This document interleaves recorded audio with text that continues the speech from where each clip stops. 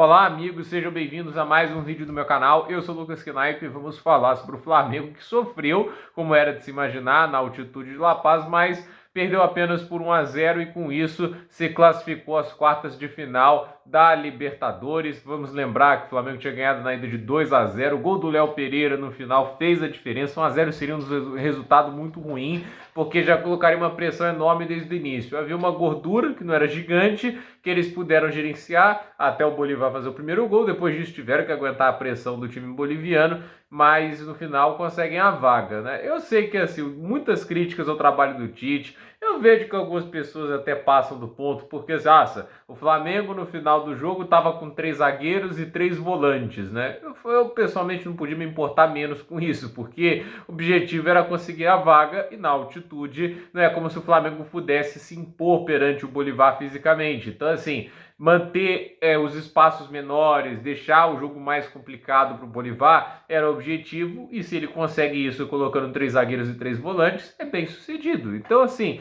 a preocupação do Flamengo não era marcar gol naquele momento, era segurar o resultado, mas a questão que eu coloco é um time que está jogando muito aquém daquilo que pode, né? Um time que está mostrando sinais não muito positivos, e tudo é questão de momento, entende? O momento do Flamengo há um tempo atrás era muito bom, o pessoal já imaginava a tríplice coroa. Agora o momento é ruim, é um momento que você tem muitas críticas em relação ao técnico, o cara veio de um clássico que levou 4-1 na cabeça e foi barato, entende?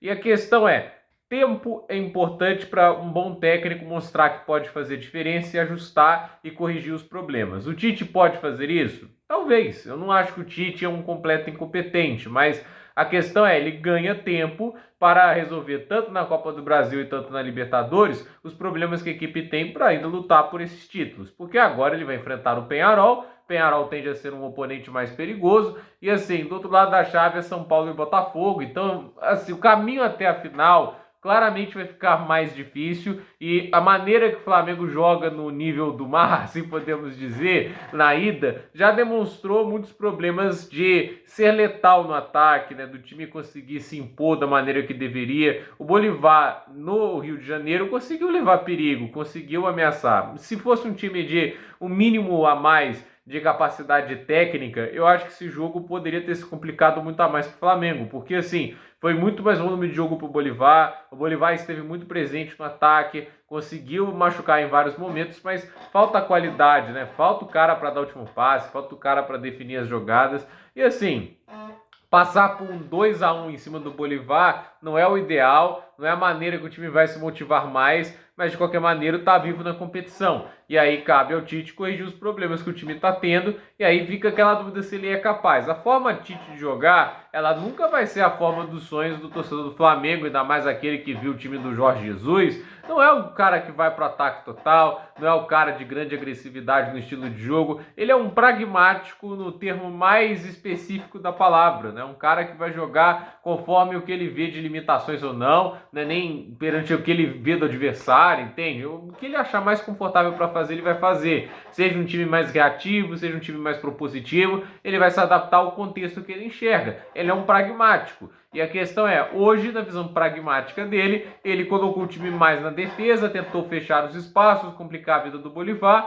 e se desse, colocava o time para fazer um contra-ataque ou outro. Mas o time se preocupou muito mais em não se expor e não dar o espaço para o adversário do que em machucar um contra-ataque, né? Não é bonito, não é assim, uma coisa que você fica olhando e fala, nossa, adorei ver o Flamengo jogar, mas passou, classificou. Tinha gente duvidando disso, tinha gente achando que a altitude ia matar o Flamengo, então pelo menos isso o Tite pode tirar de positivo. Não que isso deixe o trabalho dele muito melhor, o trabalho ainda é muito problemático, é um trabalho muito aquém do que se imaginava, até porque a gente até fala, né, se o Tite é o melhor que o Brasil tem de oferecer, isso incentiva que o Brasil busque uma reestruturação na sua escola de técnicos, né, porque ele não foi bastante para ganhar a Copa do Mundo, e vamos ver aí nesse contexto de Libertadores, Brasileirão e Copa do Brasil, porque está muito nítido que o nível do futebol brasileiro elevou bastante. A gente tem Arthur Jorge, Abel Ferreira, entre outros técnicos que vêm de fora, que vem elevando o nível, e o Tite é o mesmo cara que a gente conhecia lá no Corinthians de 2015, então, acho que até 17 era ele, acho que já era o Carille, né, 17 já estava na seleção, acho que 13 que o Corinthians foi campeão também no Brasileirão, né? Tem 2 anos. Um deles que o Corinthians consegue até 71 gols e 31 sofridos. Era o auge do Tite, mas era um momento assim que ele se destoava dos demais técnicos brasileiros. Hoje, mais ou menos metade dos técnicos são de fora, então, e boa parte deles são muito bons, né? O Juan Pablo Vojvoda, é o caso também, como eu disse, do Arthur Jorge, é o caso do Ramon Dias, Abel Ferreira. Então, assim, tem muito técnico que vem de fora e que é muito bom trabalhando aqui no Brasil e mostrando que a vida não seria tão fácil para o Tite assim. Então, assim, passa, é uma derrota, não é uma atuação brilhante, mas é aquele negócio, é o suficiente para conseguir a vaga. Agora é ver como o time vai se comportar contra o Peñarol. Então, gente, por esse vídeo é isso. Dúvida nos comentários, deixe seu like, se inscreva no canal, compartilhe esse vídeo e até o próximo vídeo.